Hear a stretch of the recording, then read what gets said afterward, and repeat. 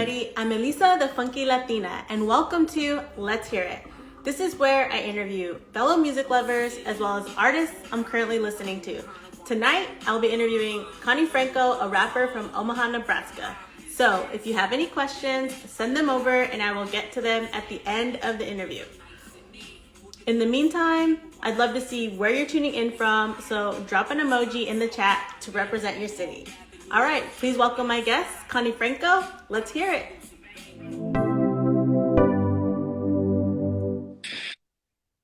Hey, how's it going? It's going good. How are you? I'm doing well. Great to see you. Great to see you. Thanks so much for hanging out with me this evening. It's actually kind of funny interviewing you because most of the people I interview I've never met before. And I've met you in person, so this will be a fun interview to do. Yeah, definitely. So welcome to Let's Hear It.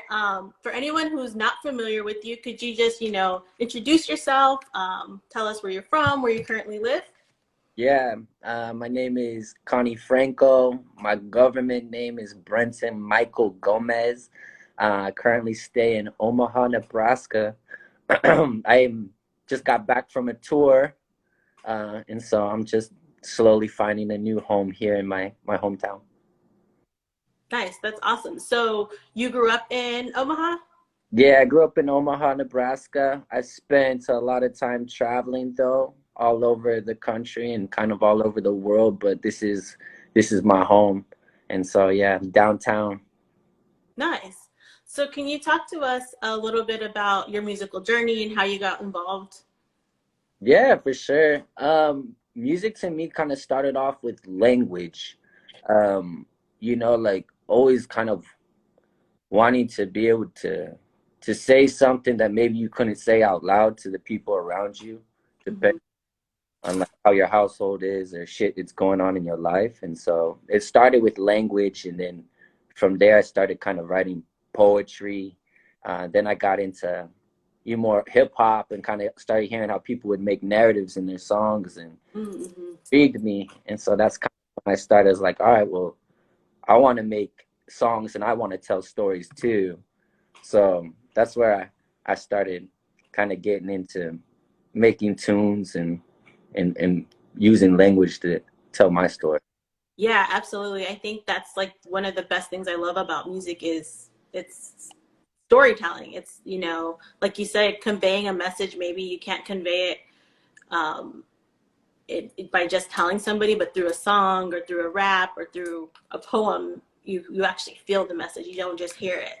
Right. No, definitely. When I was a boy, I wrote a poem. And it's like before you know what you're doing, I probably saw like Romeo and Juliet, the movie. Kind of dates me, right? But um, like you got shit going on as a kid, and you're like, I wrote a poem, right? I had it in my pocket. I stayed the night at a friend's house, and then like a week later, my homie's mom pulled me inside, was like, yo, is this yours? And she pulled out this poem, and I'm like, yeah.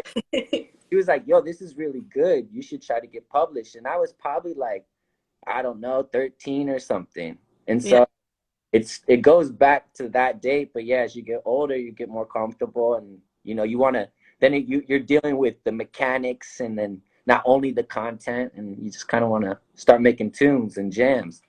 Yeah, no, that's cool. And that's cool to have like an adult, find the poem and see something in that and push you towards that. Because sometimes that's what it takes is like a role model or an adult to influence you to take those steps.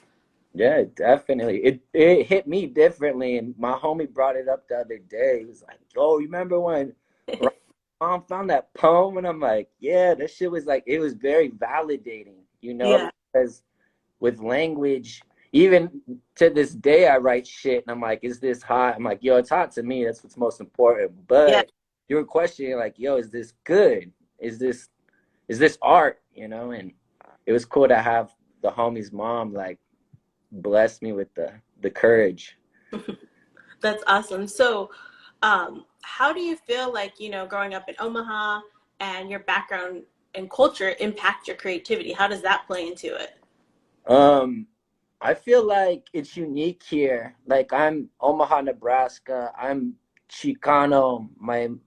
I'm third generation. So my family came over with the railroad. My great grandma did. Mm-hmm. Well, her father, and then my grandma, and then so on and so forth.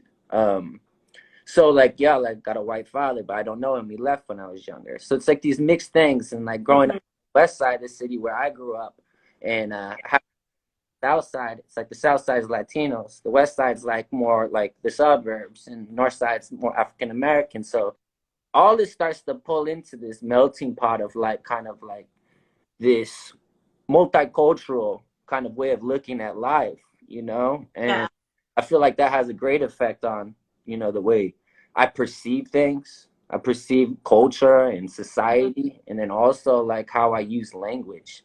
And that's how it's definitely affected me. And then traveling alone, like I consider now Mexico a second home. So it's like these different paths and narratives are all mine due to my culture and due to my bloodline. So I have multiple homes in different places just thanks to my family. And you also have a podcast called Center of Gravity, which I totally recommend people checking out because I got a ton of information. You talk a lot about your background and your upbringing in the podcast.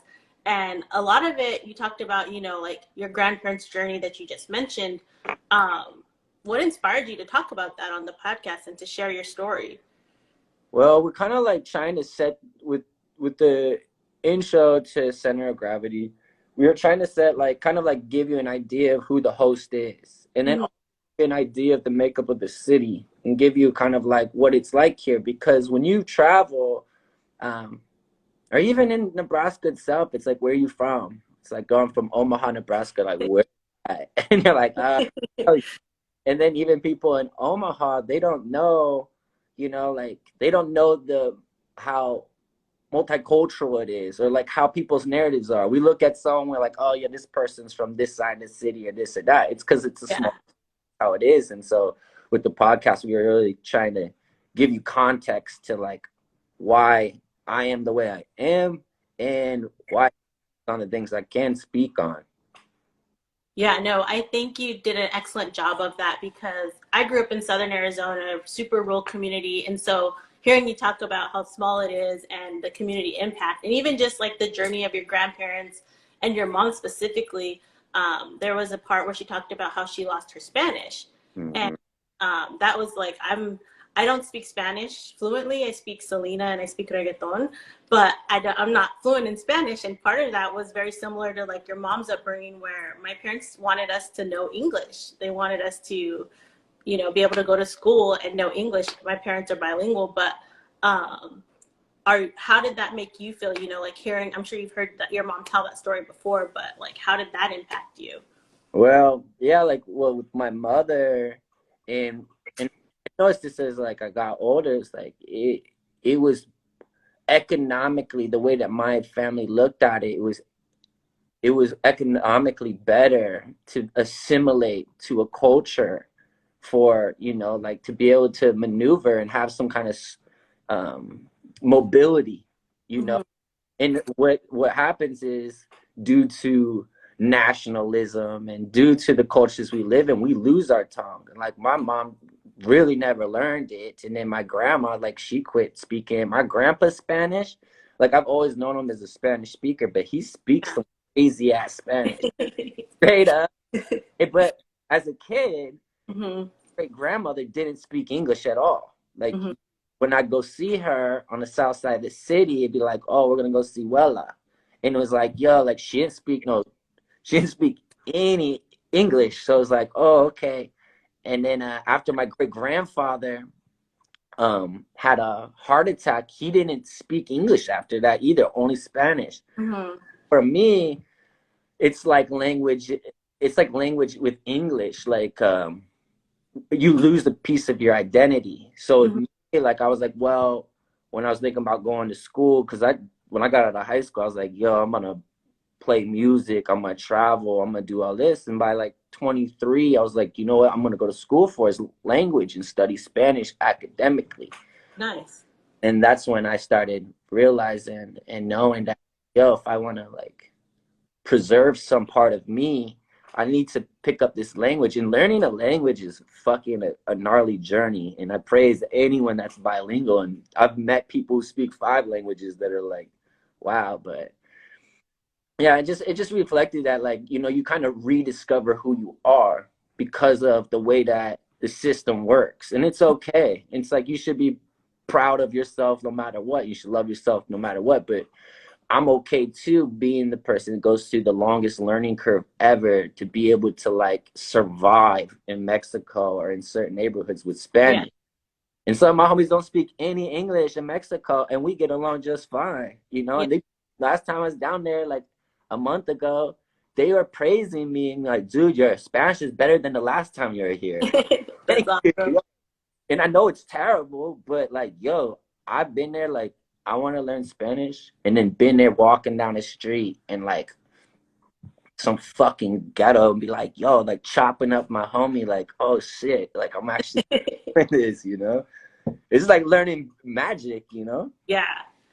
Yeah, I definitely think, like language is part of our identity, um, even and just like culturally. But I'd love to talk a little bit more about like identity and how you feel like your identity relates to your music. I know you've talked about being like Chicano. How is that reflected in your music and just in your being in general, not just musically but personally? Well, it's like, yo, being Chicano or like even like depending on my mustache or like a fade or the length of my hair, yo, more white passing, you know?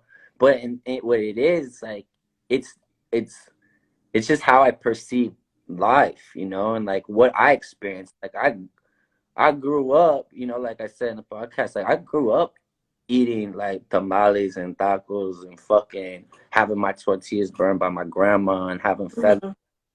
you know, having fideo and like really like, yo, this shit's mine too. So I can speak on it, but I can also know and see the narratives of like suburbia. You know what I mean? It's like really weird to have one foot in a couple different places. And people treat you like that too. So if I'm around all my like Mexican friends, Latino friends, it's like, oh, yo, like homies fucking whatever. But if I'm around a bunch of white boys, they're like, oh, you know, so it's Yeah. like, all right, yo, and that plays into everything, into the language, into my perception of how to navigate this world. Because you know what, when you're in Mexico, I had a situation when I was driving down to Galavari, like this little spot you get beers at and listen to the mariachi playing in El Centro, Mexico City. And homie, homie's boy was like, what are you doing here? What are you? Who are you? And it's like, yo, I'm fucking here to drink, you know, tomar, comer, fucking patinar. Like, I'm here to skate Yeah. and chill. And then he's like, what are you? What are you doing? I'm like, I'm Chicano. And they want to call you like gringo, but it's like, yo, if you want to come in and call me pocho, yo, I'd rather get a Yeah. derogatory. Right now, I go, what are you? Are you Olmec, Toltec, Azteca? Like, what are you? You don't Yeah. know. Like, when you're in Mexico City, even it's like, these are Chilangos. You can tell the difference between Indians and the city folk and like the mixture of blood. And that shit follows us to here. So it's like to understand that and know how history's worked and how colonialism's worked, it's like it's been liberating. I'm fucking comfortable, dog. Like I don't know my dad. Like I know he's a shitbag. I love my mother though. And Yeah. I love her fucking big nose and her fucking brown hair and everything about that sweet person. And that's what I know and I attach to, you know? Yeah. No, that's beautiful. And I think, I feel like there is this, I don't know if I'd call it a movement, but we're talking more about identity and, there's more, we're not a monolithic group. There's more than one way to be Latino or to be Latin or to be Latinx, whatever verbiage that you use. And so I think that's great. And I think like people in the chat are talking about how they can totally relate to what you're saying. So that's awesome. Well, the podcast, when I mention that shit, it's like a lot of Latinos and, you know, people of mixed cultures hit me up, no matter if they're like, you know, black and white or whatever they are. It's like this narrative is shared to every culture. All it takes Yeah. one little Irishman to pop up in your mom's life to fucking turn your shit into whatever, you know? Like, Yeah. so yeah, like I think everyone can like share that narrative if you really go far back into the historical context of what blood has been mixed. Yeah. No, absolutely. And even like for yourself, like you are definitely like a multifaceted person. Like you are a skateboarder, philanthropist, rapper. So I want to definitely get into all of those different things. Can you tell us a little bit about, your music, that you do, your solo project as well as Bean Street? Just talk a little bit about that for anybody who's unfamiliar. Yeah, like I started fuck first First show I did was probably 2003. We built a stage in the homie's mom's living room. She was a coke addict and sold coke, and she didn't give a fuck. And we made that shit pop, And we had no songs prepared. We freestyled the whole show. It was pretty terrible, but it was dope. And me and the homie, me and my boy Kento Classic, we learned how to freestyle, and then got better and better and better. And then we started writing. Mm-hmm. Yeah, I started going by Conscience, and then Conny Franko put out my first album in 2012 on vinyl, which has kind of been like my integrity is kind of like how you into language, but then also into the format that you give it to the public. It's important to give it that space artistically in its packaging as well. And then I eventually started, well, me and my boy at Haunted Gauntlet and DJ Really Real started a group called Mean Street. Mm-hmm. Put out a few albums. We got the newest album picked up by a label called ORG Music in Los Angeles.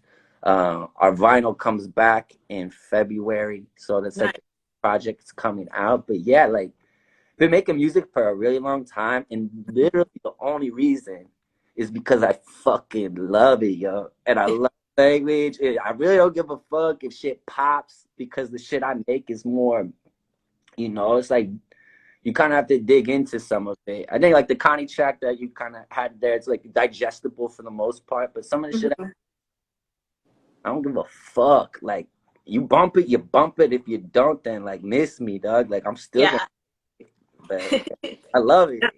That's great. Yeah, I think that, that's the way it should be, because I think people are going to, like you said, they're going to like what they like. And the people that are really into your music are going to follow you. They're going to buy the vinyl. They're going to be fans of music. And so I think that's incredible.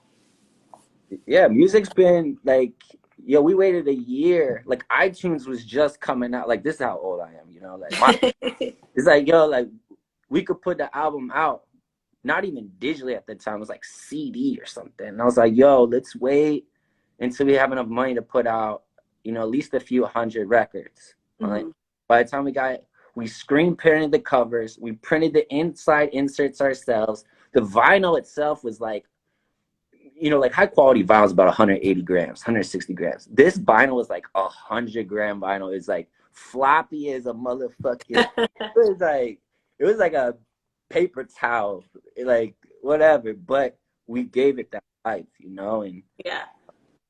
and the shit we do for art, and like anything that I touch now, it's the same way. So like I do other things in my life that really mean a lot to me, which is like, I started a nonprofit called Nebraska Public Skate Park Council with a group of skaters. So we help create skate spaces. We help cultivate cultural equity by skate spaces in marginalized neighborhoods, places where people need that space to be activated. And it's like, but when you do that, you got to have the same amount of integrity to that culture as well. And that's kind of trying to keep going in anything I do, is not to half step anything, to really appreciate the art. Because there's a lot of shit you could do to get more looks and better analytics and all your content and shit. But there's shit when it's like, like I'm here and I'm with the shit, and I'm about to fucking pour some concrete and build a motherfucking ramp, and kids are gonna be hyped. And that's what the fuck I do. You know what I mean? Like, and then I make art, and that's just what I do. So anything else in between can suck my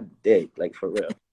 And I want to talk a little bit more about, the Nebraska Public Skate Park Council, because that's like a huge endeavor. I'm sure that was a lot of work. And so like, what was it like, to see parks being built and just to see everything come to fruition? It's nuts, because what happens is you ask your parks department, you ask the city for certain resources, and you gotta jump through fucking flaming hoops of shit, and they take your shit. We've had DIYs destroyed. We built another one. They shut it down. We got it back because of the public outcry. And then we started getting tapped by private developments about skate spaces. And then I tell you, yo, just wait till September. I'm going to fucking build a skate park downtown. And then I'm going to have them come to the DIY, which is in the south side of the city. So a lot of the kids, multicultural spot, mostly Latino, like Latinos and shit like that. But I was like, wait till we come through. We're going to do it. And to see things materialize is it's what it's all about. I don't know how many people blow smoke around you, but I grew up having that a lot. And then there's few people are like, yo, like, I care about this. I'm going to do this. And then what I learned too is like, you can't lean on the city about shit. We got to get our own monies together and buy a truck of concrete and shoot the shit ourselves and pour that out, because the parks department's not going to come and do that for us. And that's why I was like, oh, nonprofit, we have that, then we can actually take donations.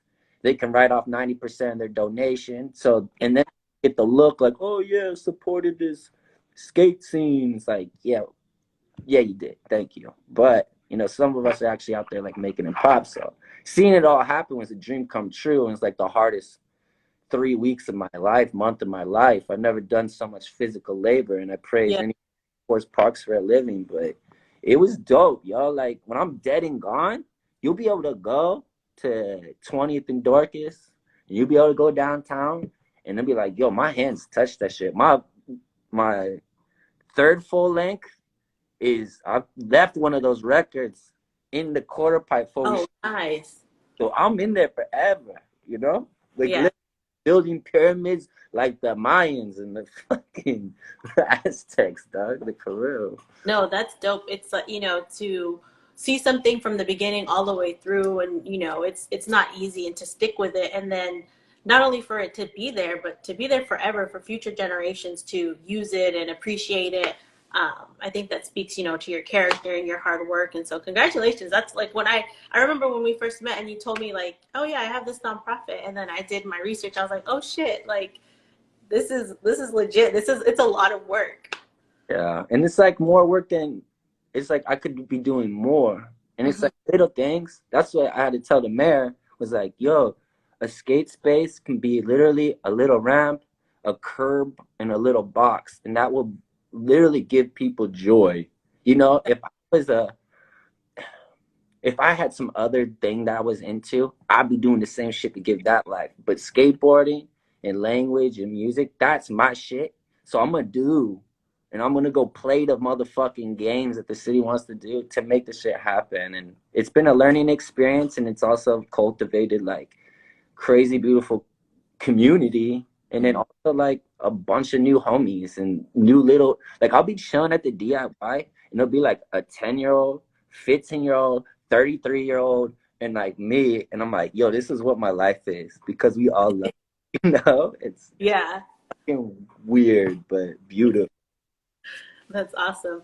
I'd love to know a little bit more about how do you find, you know, balance? Because it sounds like you're super passionate about music, language. So how do you find balance, you know, to stay true to your creativity and like true to yourself at the same time? Yo, like what happens is, what I've noticed is like I'll get in one pocket. What I've been trying to do is just do better time management. And anyone that knows me, I'm like hectic. Like I'm hectic. You know, I'm like one of those people that was in resource class in elementary school and middle school, and by high school I didn't need to be in it, because what I probably had was ADHD. My brain's like this, da da da da da da, you know. And so when I get on something, my mind's just going everywhere. So what I've been trying to do is just set like certain goals. And so like the park downtown and then the DIY, I'm like, yo, I'm gonna make this shit pop. Like, this is a realistic goal. We'll make it happen. And pivot. And then I knew I was gonna be going on the road. And then, you know, I'm like, all right. And then like I'll focus on some music shit, because I already knew the album was out, because we had to wait 8 months for this vinyl to come back, you know. So it's like, well, the album's in the works. Let's focus on skateboarding. That's what we're doing right now. And I've been trying to just manage my time better, but normally it's me juggling and doing a really bad job at it sometimes. But I've been trying to change that, because friendships and relationships relationships get involved, and it's like, fuck, man. Like, I don't like letting people down, and I Yeah. don't like fucking off on my art, and I don't like fucking off on other creatives I'm working with. But yeah, it's hectic, dude. I'm a hectic ass motherfucker. You stay busy. Stay too busy, yo. Like, it's so funny. Yeah. I'm like, yo, like I'm doing a lot, but like there's a lot of people are like, yo, where the fuck you been? I'm like, dog, I'm so sorry. Like you Yeah. that's what I've been trying to do is take a step back and really let people, like focus on myself for a while. And then now like really make sure I'm like touching base with the people that mean the most to me and get Yeah. back with like the tasks that I'm trying to take care of and the people I'm trying to take care of. Yeah, absolutely. I think that's a good lesson, like to try to find. It's hard to find like a balance, especially when you're really passionate about something or you're trying to see something through. Like you have, it's hard. They say, oh, you got to fill your cup before you can pour into others, and it's easier said than done. Yeah, my mom told me last night this. She goes, yo, when you're on a plane and the oxygen mask come down, what do you got to do? You got to put it on your face first. Yeah. And that's like real. And it's something that, yeah, I've been having to do. And then when you give yourself a lot to people, then you do that. People are like, well, where the fuck is Conny at? Like, Yeah. he ain't getting my shit lately. I'm like, yo, dog, I'm trying to catch a breath over here. But there's certain people you can't forget about. Like I helped my grandparents with a lot of shit. Yeah. And for a while there, I was just like, yo, like, dude, I can't make it down there, da da da da da. And it's like, no, like, yo, these are the first and foremost people you got to make sure you keep. And so even though you're taking time for yourself, there's other people that you got to say, fuck your time. Like, grandma needs some movie theater pop or Yeah. money. Need to deliver. Secure the popcorn. For real. It's so. I have a couple more questions before we wrap up, but I also want to know, do you have any advice on how we can keep telling our stories? Yeah, and I think the goal of it is, and I can perceive this. I take this question in like a couple ways, but the idea is tell the story. And like when I'm talking about like materializing shit, it's like some people are poets and they write down in their notebook, right? But no one sees the notebook. It's like, Mm-hmm. yo, even if you're just telling, and I was telling the same shit to my boy Nick Brown the other day. I was like, yo, even if it's just your homies, they will benefit from it. Think about this. We're talking music. One record. You could probably tell me one record that you've listened to because you know all the fucking music and you're out there. But there's been a project that you've had in the last month that's changed the day or changed the week or has been like a soundtrack for a month. Like, and it's like someone's work, your work could be that for someone, whether Yeah. it's your or not. So the idea is like just materialize. I got a lot of homies that make beats, but why Mm-hmm. have some of them put out a beat tape? It's like, yo, I would love to hear that. That might change my shitty fucking day because I had a pretty shitty fucking day. Like I've Yeah. been bad, depressed, and all this shit for making my life hectic because that's what I do. But it's like one project changes all that. So it's like, yo, to keep telling the story and keep going, it's just to write it, to put it up and share it for Yeah. your people to hear. Materialize your fucking your efforts. Yeah. And I think too, like on the flip side of that is like let people know, like tell them you like their work, like tell them what it means to you, even if it's just like a DM or a comment or a text. Like I think that's so important to give people their flowers while they can still smell them. Oh, dude, you're talking that motherfucking Blue and Exile now. Oh, yeah, no, I agree. Like, I agree completely. That's all I can say. It's like, yo, like, and then when the homie does, I've seen homies like this, and I've done it myself, where people go from a music fan to a music creator to peer, where it's like, oh, I can play ball with you. Some people doubt their talents and art. It's like, why doubt your art? Like, if you know it's fucking good, Yeah. I I like what I do, and that's why I share it with people, and hopefully they like it too. If they don't like, that's cool. But it's like I've seen myself go from looking up to people to looking them in the eye, and then for me to be like even try to get more productive, and then Yeah. being and they're like, yo, what are you doing? It's like, yo, I'm trying to like do what I can, and I've seen young the DIY scene here do that, where they're like big music fans, but next thing you know, they get a band going and they're the next shit, you know? Like, that's dope. And all it took was you guys being like, I can do this, or my story's worth something. Like, just fucking make it and share it. Fucking quit half stepping. God dang. So I did get a few questions from some of the audience, some of your fans, and one of the questions was, "What's your favorite beat that you rapped on?"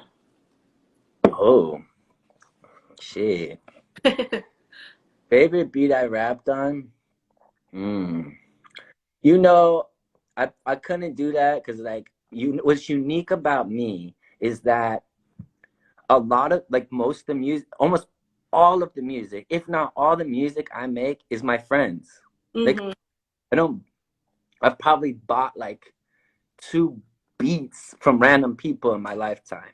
You know what I mean? Yeah. So I've worked with my friend Kethro for dude, like 10 years, you know, and we've made some tracks. We did a song, we did a song called Coof, which is just like a basic, it's a basic beat with the like, it's a sample based beat, but I really liked what I got out of it in regards to the language. And any joint we've done together has been like we did a song on the Conny Control albums called Fishbowl. It's featuring Blue.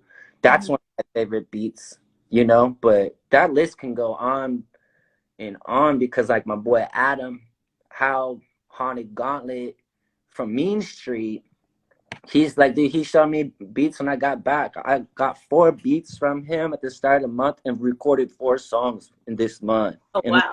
like by the time this new record comes out, I want to have this other project, but I was like, yo, this one beat, just give it to me and I will fucking write something to it that's worth its time, you know? And so yeah, I'd say like fuck on what is the record, like Mutants of Omaha. I don't know if you can get this record anymore, but it's like a track called Holy Shit. There's like fuck anything I've done with the homies, and that's why I said it's like it's different for me because I've only made music with my homies. You know, like a lot of people are like sourcing beats from all these like people, and it's like me, it's like nah, like that's my fucking friend, you know, like.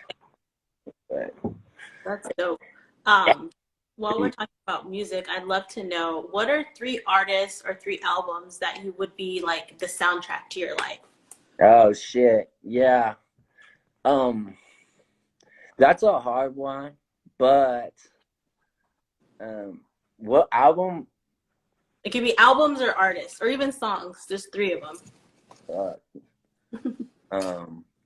One of my favorite songs, or one of my favorite albums is Common B album, and I just feel like most of it's produced by Kanye West back in the or whatever, but that album front to back go, like, you know, like I didn't lose my virginity to that album, but like, there's a lot of bangers on it, and Yeah. I'm next to it. I remember like, you know, like it hits different. And there's a lot of different, like Common's one of my favorite rappers at one time was, and Yeah. but yeah, that album's fucking fire. Like if you turn that shit on when you get off this shit, you be like, dun, dun, dun, dun, dun, dun, dun, dun, dun. Like, oh shit, like this shit is big.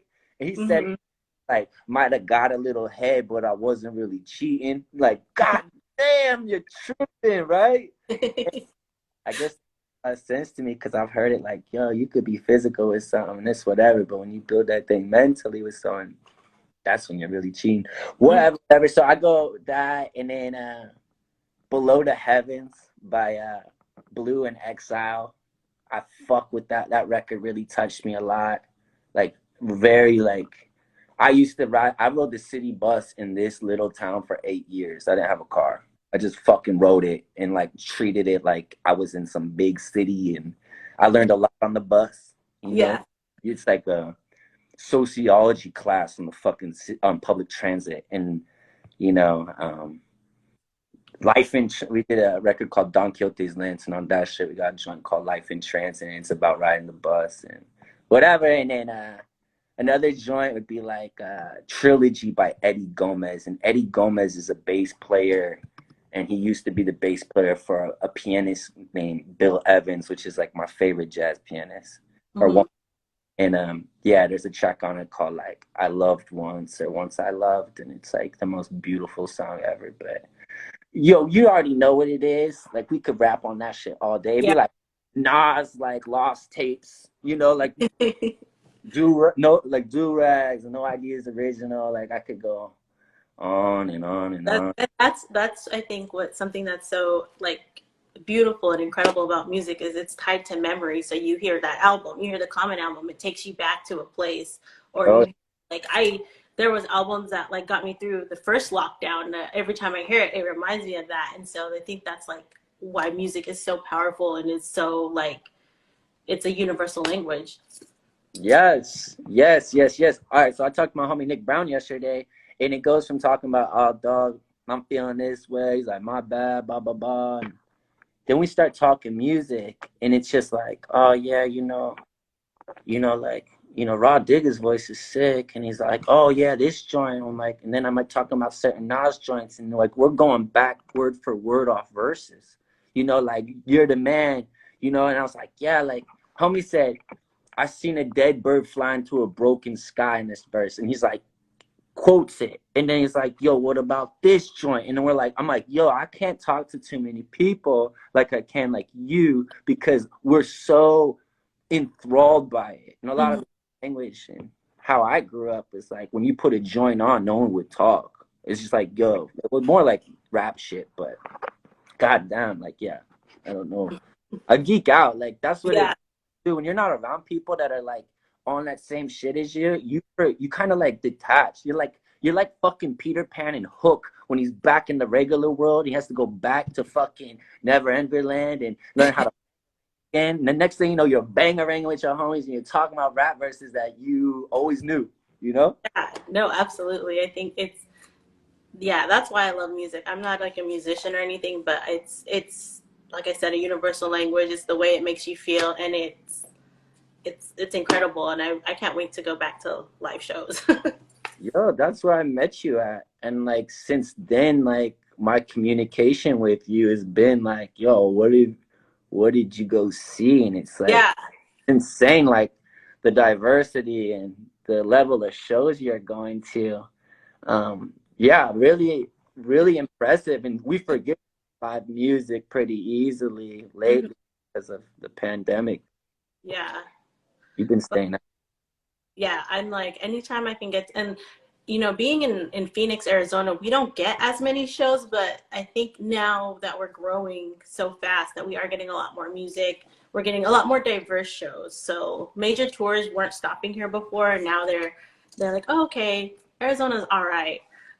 But I think we're getting a lot more shows, especially like around when Coachella's happening. That's like the best time to go to shows in Arizona because people will stop here. So if you're Mm, like, and go to Coachella, that's the time to see all of those major artists at a small stage. that's dope. Yeah, I wouldn't even think of that. Like, people don't know Arizona's like one of the most beautiful states ever. Phoenix is lit as shit. Mad brown people down there. What the fuck is up? Like, I'm trying to think. Yeah, like I fuck with it out there. It's very Yeah, nice. Arizona's dope. You got to come back I, April 30th for my event. yeah, I'd say let's go. I'll make it down there. Like, Send you the info. yeah, send me the info. I'll pull up. Like, give me a to be down in Phoenix. I had a blast when I was there last. But yeah, beautiful. So I do have a couple more questions before we wrap up. Do you have any questions for me before we close out?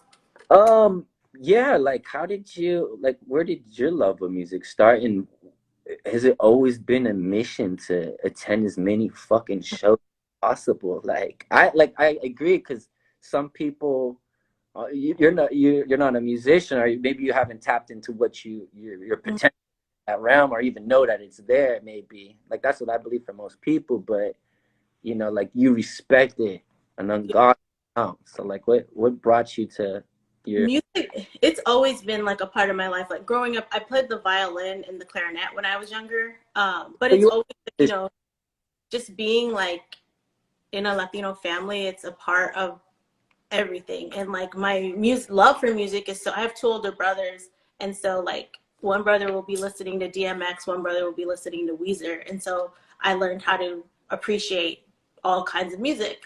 And then I didn't start going to, my first concert was like in seventh grade, but like I said, I didn't really start going to shows till I was in college because I grew up in a really rural town, and so I kind of feel like I'm making up for lost time now. Definitely. Definitely. Yeah.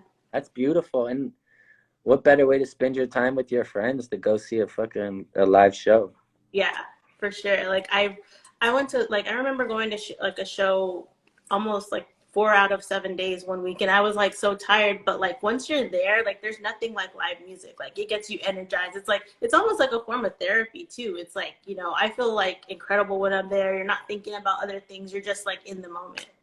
Yo, I can't agree more. Like this conversation alone is taking me from a deep, dark depression that was eating my entire day. So it's like whether it's, the music itself or like talking about it is like Yeah. it's very powerful. And I like your words of universal language because skateboarding for me has been that as well, being able to see Hmm. the world. And if you skate, then you kind of always have a friend. And the music, same way. Like Yeah. whatever you do, you can sit down with people and make it or share it, and it'll give you space with them. Yeah, for sure. All right, so I'm at my last question, and this is a question I ask all of my guests, and it is, what was the first concert you went to? Yeah, I'm trying to dang, man. Well, truthfully, first concert I went to is like my uncle. My uncle's a jazz player. He plays Oh, bass, and he plays in a group called Luigi Inc., which is the longest. They have a residency at a bar downtown Omaha, which is the longest standing jazz gig in the nation. And they've been playing for over 40 years there every Sunday night from 9 to 12. So it's like, that was probably like my first show. I guess going to shows would be like jazz shows. And then after that, a bunch of fucking underground rap shows, which I'd have to think like who specifically. I think the one that really set me apart and moved from like small stage Sokol Underground, which is like an old theater, old small space here. We'd see a lot of like like uh, independent artists like Atmosphere, mm-hmm. fucking all these dudes. Like I saw Dana Dane, Slick Rick, and Big Oh, Daddy wow. play at Mancuso Hall, which is connected to the Civic Center, which no longer exists in this city. But I went there in 2003 or two with my boy Kento for like a New Year's bash, and everyone's dressed in zoot suits and fucking. And me and him, I remember it was so sick because like halfway through Slick Rick's set, they came out with the wooden case and like pulled out his gold ropes and put them on. I'm like, me and my homie like, oh shit, and we're like, my homie's Japanese. I'm like Chicano at this time. Like probably had like a real thin mustache, carved out like Adams Gomez. Like I was hectic. This stuff, man. Yeah, but that was it. It was probably the most epic show. Or like Ghostface Killer was one of my big ones when I was younger. Like those where you saw the power language and you'd see like the young homies. They'd be like, "Yo, who wants to come up and rap?" And then like a homie would come up that you knew, and they would like rip it up and get love, and then another homie go up and not and get booed up. This is like heck away.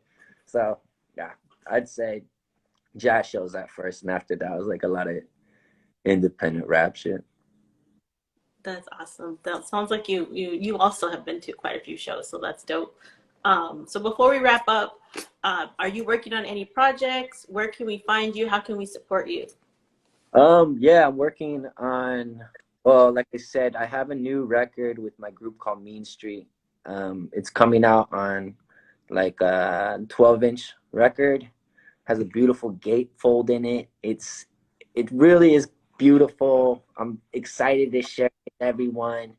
Um, in the physical realm, like now records are like super popular, and Taylor Yeah. Swift and everyone else fucking up the market and the manufacturing side of things. Yeah. But we've been on that shit for 10 years plus. Like my first album's gonna be 10 years old in April 6th. Wow, that's And, dope. yeah, Conkids. But yeah, so me and she got a new album. It's called Besos.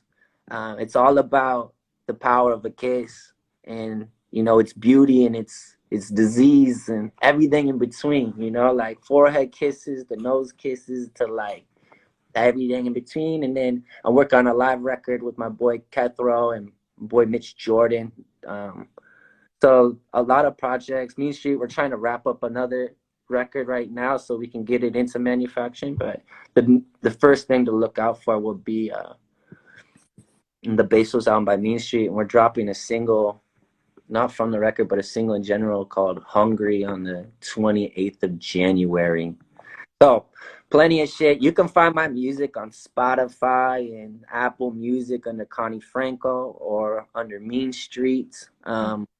You can find it at the local record stores. I know there's some record stores in Los Angeles that have some of the records still too. But yeah, online, it's unfortunate, you know, and that's kind of where we're trying to pivot to, is like doing these small batch vinyl releases. And if you care about it, you'll cop it. And if you don't get it, then you can get it online. But Yeah. online give you shit to the artist. And so we're trying to like create space for ourselves. No, that's dope. I'll definitely be sure to tag you and Mean Street in the interview so people can follow and keep an eye out for when you drop that vinyl. Dude, I really appreciate it.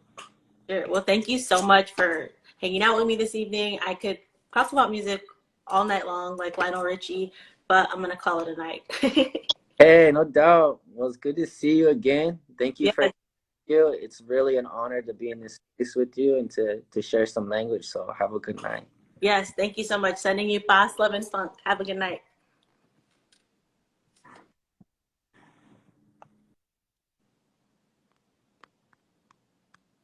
Awesome. Thank you all so much for joining me. I had such a great conversation with Conny Franko. Be sure to give him a follow, check out his page, and hope you all have a great night. Sending you all fast, love, and funk.